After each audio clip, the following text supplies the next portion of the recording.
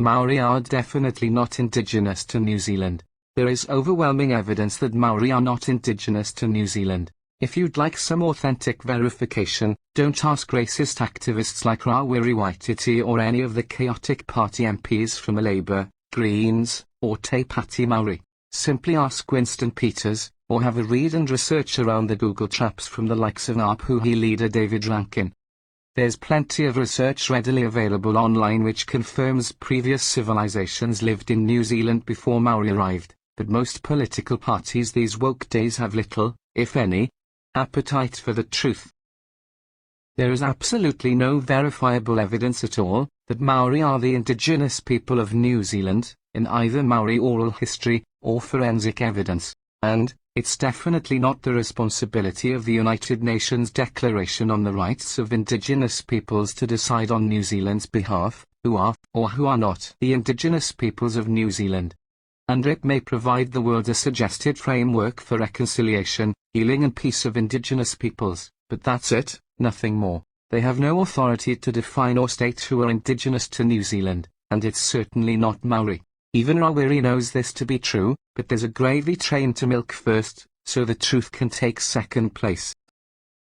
Ngāpuhi leader David Rankin said the books by authors such as investigative journalist Ian Wishart and historian Noel Hilliam presented clear evidence that some of New Zealand's earliest residents arrived before Polynesian Maori. Rankin referenced numerous Maori oral histories which referred to people being here when the first Maori arrived, including fair-skinned people. If we believe our histories, then we as Maori are not the indigenous people of New Zealand, he said.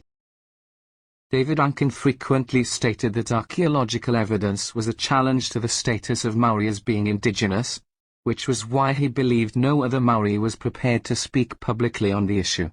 Details of much of the country's past was being concealed by academic historians. I would say it's a conspiracy. They are worried that their own research will be exposed, so they have worked hard to ridicule and suppress any Maori history which disagrees with their views, David Rankin said. You only need to listen to Rawiri Waititi MP from Te Pāti Māori or various other numbskull university professor academics who try and teach that New Zealand was a Maori peaceful paradise before the colonizers arrived, and that Maori were gardeners and fishermen. The truth that Maori were warring savage cannibals is concealed from publication or discussion. Some other concealed truths today are that it was clear London intended that the colonization of New Zealand's new and fertile land in the temperate zone would be carried out with as few adverse effects as possible on the native population. Hence Maori were given a far better colonization deal than the Indians of North and South America, the natives in South Africa, or the Aborigines in Australia.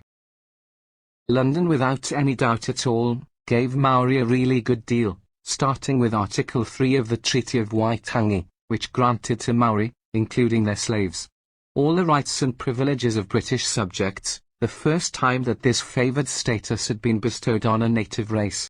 The only truthful way of assessing whether colonization was a benefit or not to Maori is to look how the natives were living pre-1840, and then see how far they advanced after coming into contact with new people, new ideas, new products, and a new way of life.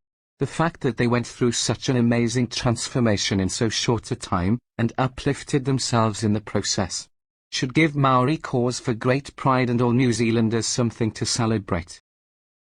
This would be a great time for Rawiri Waititi and the Te Pāti Māori Party to pause, take some time out, and completely change tack. Thank you for listening. Geraint, on behalf of WhangareiTim.